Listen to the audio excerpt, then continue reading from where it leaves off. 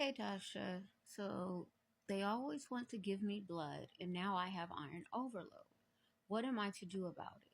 How to get rid of iron overload? Please help. Any advice? Ooh, deep breaths. Okay. Hey Tasha, so first and foremost, thank you for your question. Um, it's really not as bad as it may seem. You can get rid of the iron overload with Jadenu. Um, and that's what most patients that do blood transfusion or transfusion programs, that's what they take. Um, I am a different patient. I'm allergic to all blood product, all blood product. So I can't be transfused for any reason. And if they ever had to transfuse me, it would be a whole production like crazy.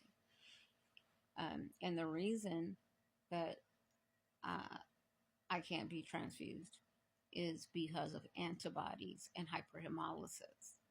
So the hyperhemolysis runs in my family. And as a fifth generation sickle cell patient,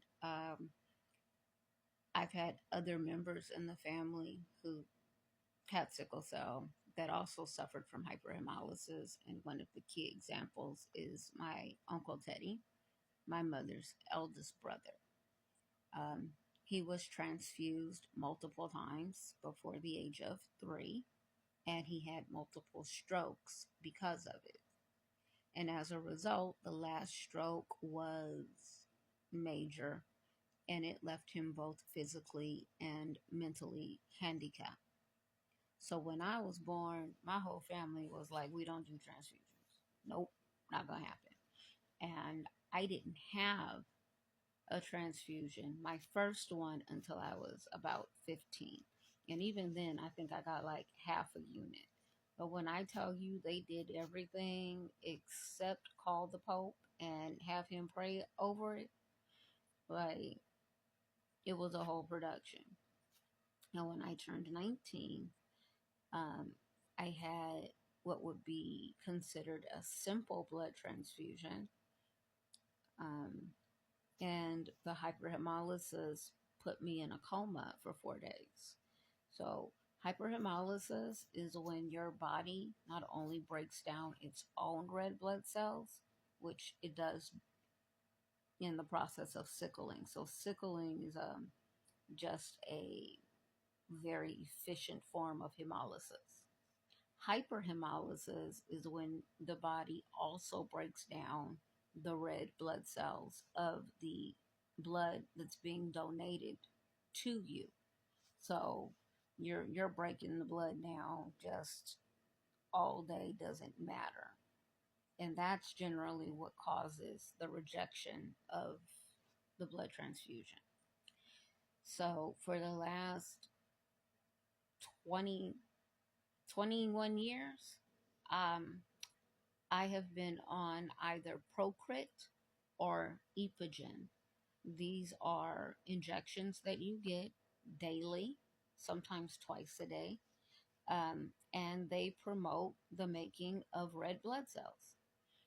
They take about 3 days to set in, really, but once they do their job and they get the body to start making the red blood cells, and your hemoglobin will begin to go up. I think the reason that it's not offered to sickle cell patients, number one, is because most doctors just jump to transfusion because that's what's been around so long. Not only that, but unfortunately, in this whole opioid shenanigans we've been caught up in, a lot of doctors truly believe that by transfusing us, that one, they will stop the sickling. We sickle 24/7, you're not going to stop it. And that it'll stop the pain. So now we're using blood transfusion as a form of pain management. I, that's a whole other video on how unethical and immoral that is. Um, and then part two is that they don't really care to know. They don't care to look for another option. And I know that sounds harsh and everything, but it's true. They don't sit down and say, what can we do instead of giving you blood? Because the fact of the matter is that every time you're transfused, you are playing, okay? You're playing with your life. In that, that could be the last time that too many antibodies get pushed into your system. That could be the last time that your body can take and process the transfusion properly and you can reject it. I don't understand why we want to act like simple blood transfusion and even red blood cell exchange, even though it's a much better alternative if like blood is just on the brain like that. But we have Procrit, we have Epogen. If you're not allergic to it, and if your doctor is not trying to always get you out of the hospital in 3 days, it's a good alternative.